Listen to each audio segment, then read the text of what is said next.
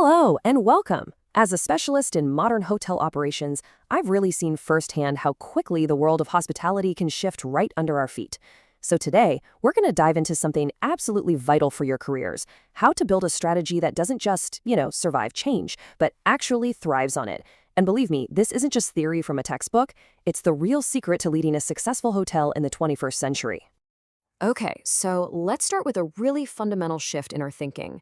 In our industry, you know this: markets, guest expectations, even our competitors, they're all in constant motion.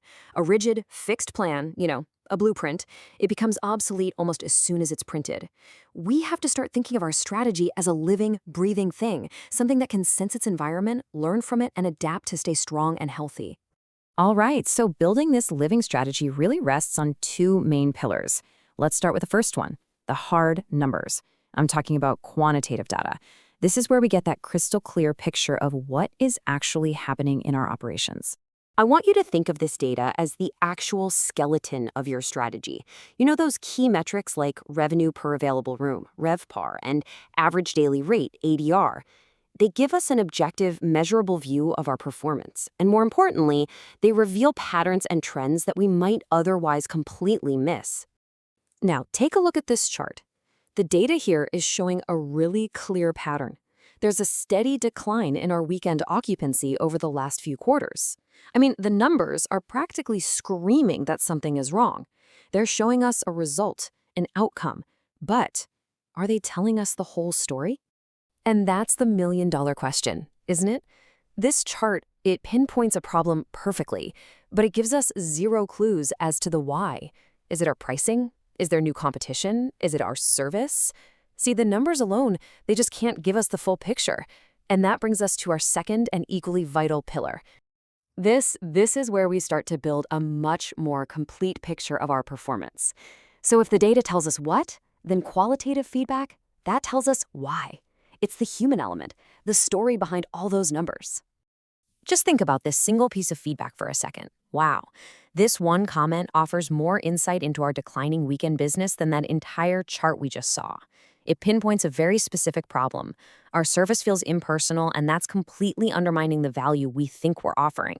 This is the kind of crucial context that numbers will simply never capture on their own. And this rich, contextual information, it's literally everywhere. You just have to know where to look for it. It's in online reviews, of course, but it's also in the daily observations of your frontline team, the people who are actually interacting with your guests every single day. Their insights are an absolute goldmine for really understanding the guest experience. So here's the most crucial takeaway. You absolutely cannot manage effectively with only one of these. If you rely solely on data, your decisions are going to be cold, mechanical. You're ignoring how people feel. But if you rely only on feedback, well, you could get biased by one or two loud voices. It's when you bring them together. That's when the magic happens. You create this powerful balance of hard facts and human context, and that allows for truly smart, well-rounded decisions. Okay, so we've got the what from our data, and we've got the why from our feedback. The big question now is, how do we systematically use them to create that living, adaptive strategy we talked about? Well, we need to build a system. Let's call it an engine for continuous refinement. And this is the engine of your adaptive strategy. It's not some one-time project. It's a continuous cycle. You gather insights from both data and people. You analyze them for meaningful patterns. You act on those patterns with deliberate changes. You measure the impact of those changes with new data. And then you do it all over again. This is literally how an organization learns and gets better. But listen, this engine only runs if it has the right fuel. And that fuel is psychological safety. Both your team and your guests have to feel safe enough to share honest, sometimes critical feedback without any fear of punishment or getting in trouble. If feedback gets filtered or softened or just plain withheld, the organization is basically flying blind, and that engine just stalls out. And here's the wonderful part. When you prove that feedback actually leads to real, tangible improvements, you reinforce how valuable it is. Your guests feel heard, and that builds incredible trust and loyalty. Your staff, they feel empowered, which boosts their engagement and morale. You basically create this amazing virtuous cycle where honesty fuels continuous improvement. A word of caution, though, this kind of refinement requires discipline. A key test of leadership is being able to tell the difference between a meaningful pattern and just isolated short-term noise. If you react to every single data point or every little comment, you're just going to create chaos. True adaptation is deliberate. It's focused on sustained trends, not just being reactive. So you see, this whole process, the data, the feedback, that engine of refinement, it's all driven by leadership.